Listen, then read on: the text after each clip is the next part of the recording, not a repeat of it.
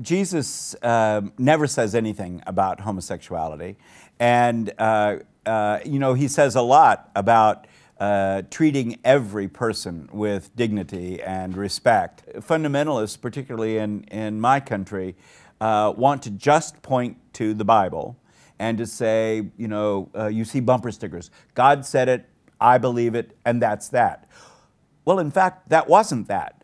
That was that up until that point.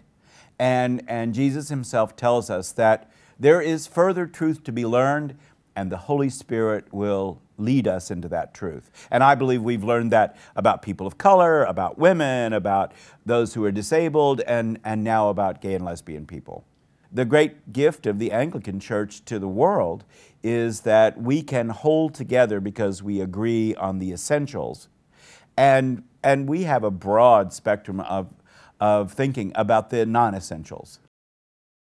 I think the Archbishop of Canterbury has been profoundly silent on some of the most outrageous statements that have been made against gay and lesbian people. I believe primates around the time of my election said things like that when I was consecrated a bishop, Satan had entered the church. Another archbishop said that gay and lesbian people were lower than the dogs.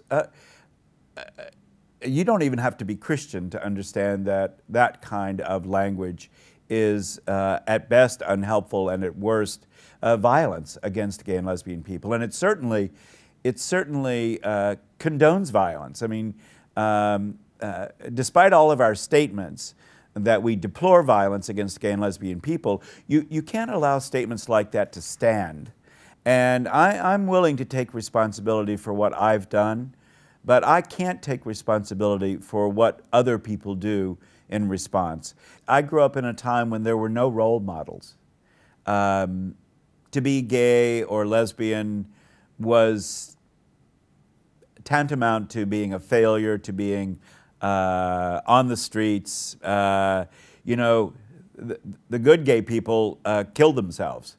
And so for either the Episcopal Church in the States or the Anglican Communion worldwide to focus on this one issue, almost to the exclusion of everything else, is a kind of idolatry. And actually, I invite people to come to the Diocese of New Hampshire, my own diocese, to see what the church is going to look like when we're finished obsessing about sex. Because, frankly, we're over it, and we're getting on with the gospel.